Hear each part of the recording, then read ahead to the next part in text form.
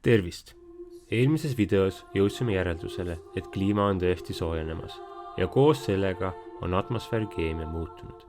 Tolle video alguses selgitasin ma, kuidas Eesti ühiskonnas käib sel teemal diskussioon, kuid see polnud minu poolt päris õige. Enamik inimesi nõustuvad, et kliima on soojenemas. Suurim lahkarvamus tekib küsimusest, miks see soojeneb. Sellele küsimusele proovin siin vastata.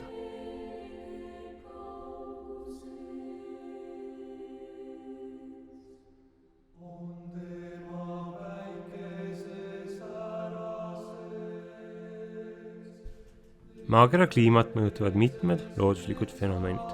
Suurim neist on päike. Kui temperatuuri tõusu tähendati 80-ndatel, oligi see esimene kahtlusalune, mida kliimateadlased uurima hakkasid. Juba sajandeid on teada, et päikesel on tsüklid, mida on üllatavalt lihtne jälgida. Päikese aktiivsus väljendub päikese laikudega. Teooria, mis sai lõplikult tõestatud satelliitidega 80-ndatel. Mida rohkem on päikesel laike, seda suurem on selle kiirgus. Päikeselaike on astronoomid juba 500 aastat jälginud ja väga põhjalikult 250 aastat uurinud. On tuvastatud, et päike läheb laigulisemaks iga 11 aasta järel. Miks need tsüklid eksisteerivad, pole veel täpselt teada. Teame vaid, et sellel perioodil muutuvad päikese magnetpoolused. Suuremaid tsükleid veel tuvastatud pole. Iga 11 aasta järel on päikese aktiivsuse haripunkt varieerunud, kuid ilma selge trendita. Mis puutub päikese aktiivsusesse ennem 1600 aastat, siis otsene informatsioon puudub. Teadlased on kliima, atmosfääri koostise ja puurõngaste järgi enam-vähem paika pannud umbkaudse aktiivsuse graafiku, mis on veel teiste teadlaste poolt kinnitamata. Meie kliimamuutuse argumendi osas on see informatsioon seega kasutu. Seega, mida me öelda saame? 50-ndatest on päikselt tulev kiirgus olnud ebaregulaarses languses. Teadlased pole leidnud mingit seost päikesetsüklite ja kliima vahel, ei lühiajalist ega pikaajalist, mis on täiesti loogiline, kuna päikese kiirguse varieerumine ei ületa 0,0001%. Kohe kindlasti pole viimasel tsüklil ja praegusel ilmal seost, kuna aastal 2020 on päikese aktiivsus languses ja planeedi temperatuur aastakümnete kõrgeim. Kui päikese aktiivsus pole kliimaga seotud, siis meie suhe päiksega omab selget ja väga suurt mõju. Ma mõtlen selle all maakera kaugust, orbiidi kuju ja telge päikese suhtes. Seega on 3 suurt muudatust, mis toimuvad meie orbiidiga. Esiteks, maakera telg muutub. Mida suurema nurga all on telg, seda soojemad on suved ja vähem lund talvel. Kui lund poolustel on vähem, neelab planeet rohkem sooja. Maakera telg muutub iga 41 000 aasta tagant. Teine suur muutuja on orbiidi ja telje suhe. Nimelt on maakera orbiit elliptiline. See tähendab, et näiteks praegu on meil suvi 4 päeva pikem kui talv, kuna me oleme suvel 4 päeva jagu kaugemal päikesest. 11 000 aasta pärast on olukord vastupidine ja 23 000 aasta pärast oleme samas kohas tagasi. Suve pikkus samuti mõjutab soojusneelavust.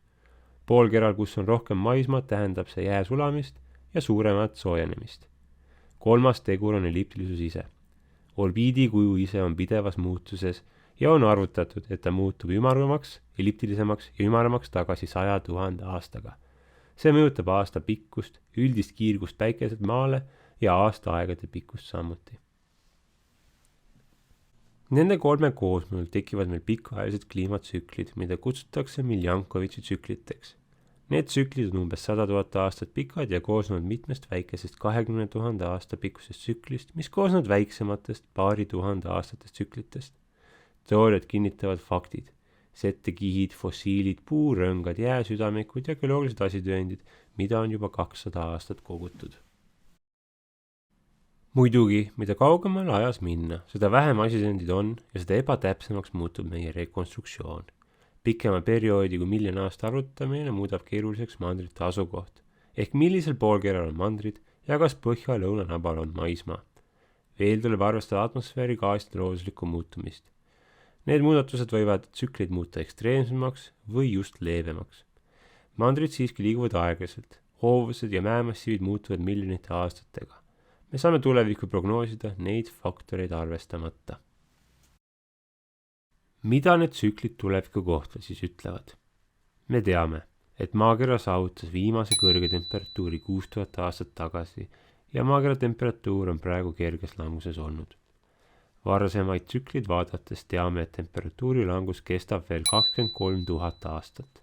See langus lõpeb kerge temperatuuri tõusuga, millele järgneb veel üks langus ja 50 000 aasta pärast algabki uus jääaeg. Need tsüklid on väga pikaajalised ja praegusesse olukorda ei sobitu. Säärane järsk 2-kraadine temperatuuri tõus praegusel ajal, kui temperatuur peaks langema, on ebatavaline ja Miljankovitši tsüklid seda ei selgita. Muidugi, see võib olla lihtsalt üks ebanormaalne olukord. Juhuslikult tekkis tsüklisse anomaalia. Seda saaks öelda, kui me aga ei arvestaks atmosfääri keemilist koostist ja selle muutumist. Meie andmed atmosfääri koostise kohta tulevad Arktika ja Antarktika jääst. Selgub, et kui lumi nendel aladel õhuliselt langeb ja hiljem rõhu all jäätub ja õhk nende vahele lõksu. Õhk säilib seal külmas väga hästi kuni jää sulamiseni. Jää sulamiseks kulub kuni 1 000 000 aastat. Ja see on aeg, mis kulub jääl merevette jõudmiseks ja sulamiseks seal. Proovid võetakse üle terve jääkilbi kohtadest, kus kilp on paksem ja võimalikult vähe liikunud. Jää sisse puuritakse 20 sentimeetrise diameetriga auk. Puur on nagu õõnes silinder, mille keskele jääb jääsüdamik. Et puurimine toimuks libedalt ja et proovi saastuks sulaveega, libestatakse puur petrooliumiga. Jääsüdamik võetakse meetriste lõikudena välja ja toimetatakse külmkappi. Iga aasta on jääl näha kihina, nagu puurõngastel. Nende järgi saab hästi vanusest aru. Kihtide paksust võrreldakse puurõngaste ja muude geoloogiliste andmetega. Õige vanuse kinnitamiseks võrreldakse talve pikkusi ja lumelangust. Vanasti otsiti suured õhumullid mikroskoobiga ja puuriti neist õhk välja. Tänapäeval sulatatakse jääsüdamik kihi kaupa ja kogutakse gaas kinnises ruumis. Saadud gaas analüüsitakse sarnaselt eelmises videos selgitatud NOAA meetodile atmosfääri gaasi analüüsiks. Atmosfääri gaaside tulemusi võrreldes temperatuuriga on selgelt näha seost. Üks tähelepanek aga on. Temperatuuri tõus eelneb 100 kuni 1000 aastat süsihappegaasi tõusule. Sama seos on ka metaaniga. See tähendab, et Miljankovitši tsüklis käivitub soojenemine orbiidi tõttu. Atmosfääri gaasid vaid võimendavad seda efekti. Temperatuuri tõustes käivituvad positiivsed tagasisided, kus süsihappegaas hakkab eralduma ning kliima soojeneb veelgi. Temperatuuri langus toimub sarnaselt. Üks näide positiivsest tagasisidest. Orbiit läheb ekstsentriliseks. Jää hakkab sulama. Tume vesi ja tume maapind neelavad rohkem sooja. Maa soojeneb ja maailmaveed koos sellega. Soe vesi hoiab vähem süsihappegaasi ja see eraldub atmosfääri, mis suurendab veelgi soojenemist kasvuhooneefekti tõttu. Ajalooliselt varieerub süsihappegaasi tase 190 ja 290 ppm vahel. Praegu on see tase natuke üle 400. Ajalooliselt varieerub temperatuur 11 kraadi. Ja see on meie praegusest temperatuurist 2 kraadi kõrgem olnud. See muudatus siiski võttis aega 100 aastaid, mitte paari aastakümnega nagu praegu. Metaani ja süsihappegaasi tase on tõusnud sama kõrgeks, kui see oli enne inimeste teket, 5 miljonit aastat tagasi. Selline järsk atmosfääri muutus on vägagi ebatavaline.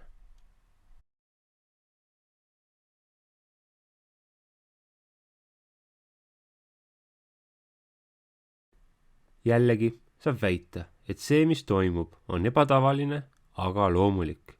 Mingi tundmatu looduslik mehhanism käivitab need järsud muutused. Selle väite lükkab ümber süsinik isotoopanalüüs. Nimelt atmosfääris on 3 sorti süsinikku. Süsinik 12, 13 ja 14. Nende osakaal atmosfääris, vees ja pinnases pole võrdne. Ja nende analüüs aitab veel mõista, kust süsihappegaas õhku tuleb. Kõige suurem ja ebastabiilsem neist isotoopidest on süsinik 14. See on radioaktiivne ja tekib, kui süsihappegaas puutub kokku päikesevalgusega. ilma valguseta hakkab see kiiresti lämmastikuks lagunema. Pooled süsinik-14 aatomitest lagunevad 5700 aastaga.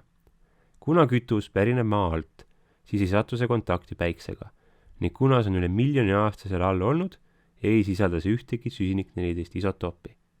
Kui süsihappegaas atmosfääris on tõesti meie tekitatud, siis tuleb see kütusest ja isotoop 14 kogus atmosfääris peaks olema vähenenud. Süsinik 13 ja 12 pole radioaktiivsed ja nende kogus ajaga ei tohiks muutuda. Nende suhe atmosfääris on aga muutuv. Nimelt taimed ei omanda süsinik 13 sama hästi kui 12. See tuleneb selle aatomi omadustest, mis ei lase tal rakumembraanist nii kiiresti läbi tulla. Kui seda isotoopi on taimedes vähe, siis elusorganismides samuti. Kuna nafta, maagaas ja kivisüsi on kõik taimse ja loomse päritoluga, sisaldavad need väga vähe süsinik 13. Nende 3 isotoobi analüüsiks tuleb kõigepealt süsihappegaas ülejäänud atmosfääris separeerida. Seda tehakse juba eelmises osas selgitatud kromatograafiaga. 3 isotoobist koosnev süsihappegaas suunatakse läbi magnetvälja ja lõhutakse massspektromeetris ära. Laoguproduktide järgi saadakse teada, kui palju erinevaid isotoope oli proovis. Teadlased võrdlesid praeguse õhu süsiniku isotoopide suhet enne muistsetega jääproovidest. Oma tulemusi kontrolliti taimejääkide ja setetega. Nende tulemused ütlevad selgelt, et süsinik 14 ja süsinik 13 kogus atmosfääris on meie ajaloo väikseim. See klapib ideaalselt tööstusrevolutsiooniga ja tähendab, et enamus süsinikku on juurde tulnud meie tegevuse tõttu. Täpsemalt on praegusest süsihappegaasist, mis õhus liigub, 1/3 meie poolt tekitatud.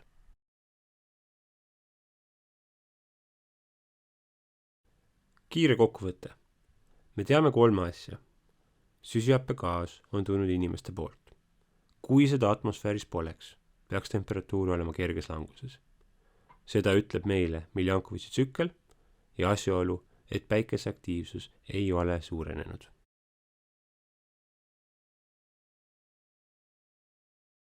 Miks teadlasi üldse uskuda? Enamikel inimestel kipub olema vale arusaam teadusest. Arvatakse, et üksik teadlane teeb avastuse, kirjutab raamatu, millega ta maailma muudab, nagu Galileo. Või arvatakse, et suur hulk teadlasi töötavad ühe juhtimise all hiiglasliku projekti kallal, et maailma muuta, nagu Manhattani projekt. Mõlemad arusaamad on valed.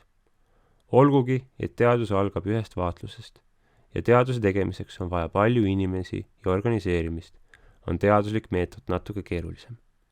Ma katsun oma lihtsa näitega selgitada. Teaduslik meetod ehk hüpotees-deduktiivmeetod koosneb 6 etapist.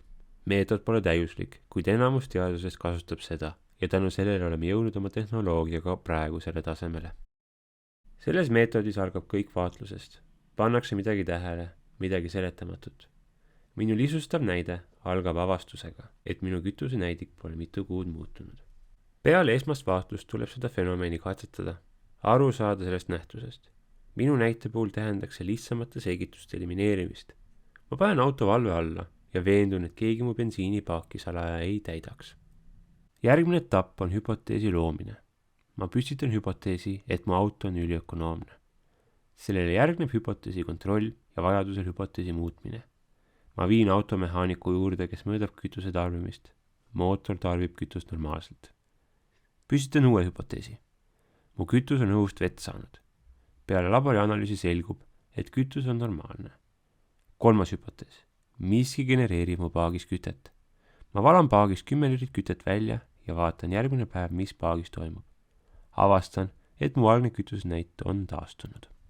Sellele järgneb veel üks hüpoteesi kontroll ja hüpoteesi täiendamine. Ma teen põhjaliku analüüsi oma paagile ja leian, et paagi põhjas on valge sade. Ma loon uue hüpoteesi.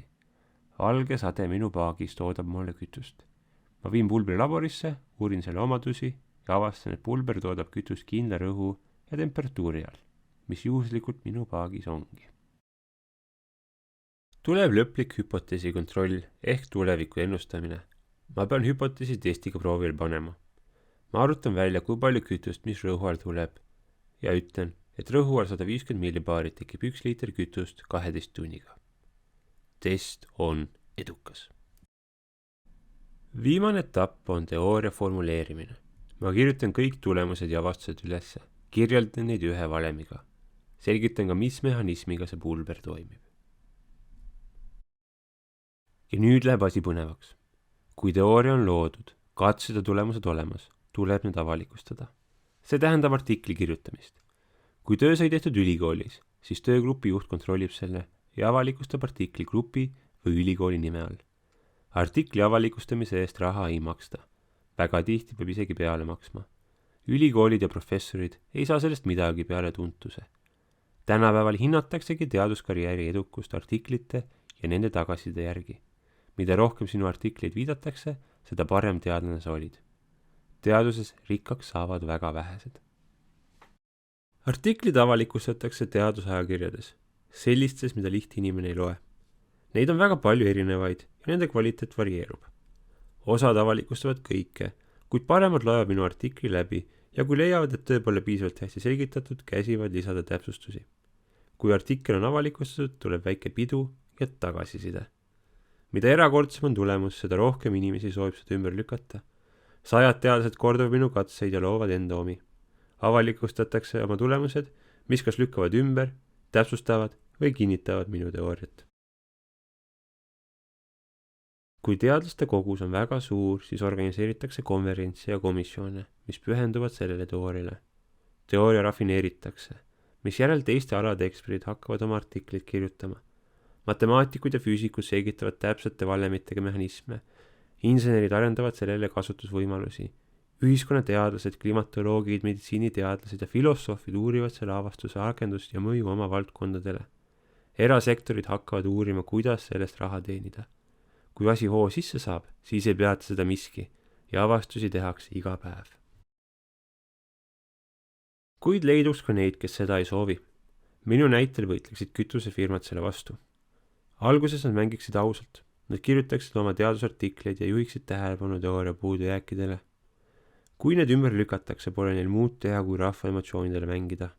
Nad tekitaksid infomüra.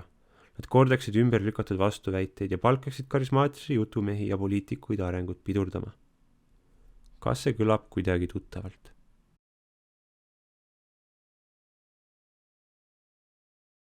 Kliima soojenemine. Eelmises videos ma selgitasin, kuidas temperatuuri ja atmosfääri koostist hakati uurima 60-ndatel. 70-ndatel pandi tähele, et atmosfääri keemiline koostis on muutunud. Aastakümne lõpus oli mitu hüpoteesi selle mõju ja põhjuse osas. Osad arvasid, et see on looduslik.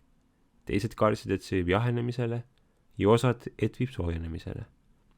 80-ndate lõpus välistati kõik peale soojenemise. Arutati kokku, palju atmosfääri süsihappegaasi on paisatud, kaua ta seal on ja mis on juurde kasv. Arvutitega modelleeriti kliima ja arvutati 20 aasta temperatuuri muutu. Praeguseks on see prognoos täpselt 10-sse läinud. Nüüd peaks algama see etapp, kus teised teadusharud probleemi lahendama hakkavad. Insenerid mõtlevad lahendusi, sotsiaalteadlased ja logistikud valmistavad muudatusteks ja riigiasutused hakkavad reageerima. Kuid see ei ole nii. See neetud müra, vandenõud ja paar vihast poliitikut, kes on kas lollid või ostetavad, pidurdavad seda arengut. Lahendusi ei otsita, lihtsalt tambitakse ühe koha peal, karjutakse üksteisest üle. Rahvas ei tunne lahenduste vastu huvi. Erasektorid ei näe vajadust panustada. Kõik jätkub vanamoodi ja me kaevame endale iga päevaga üha sügavama augu ja tekitame tulevikule üha rohkem probleeme.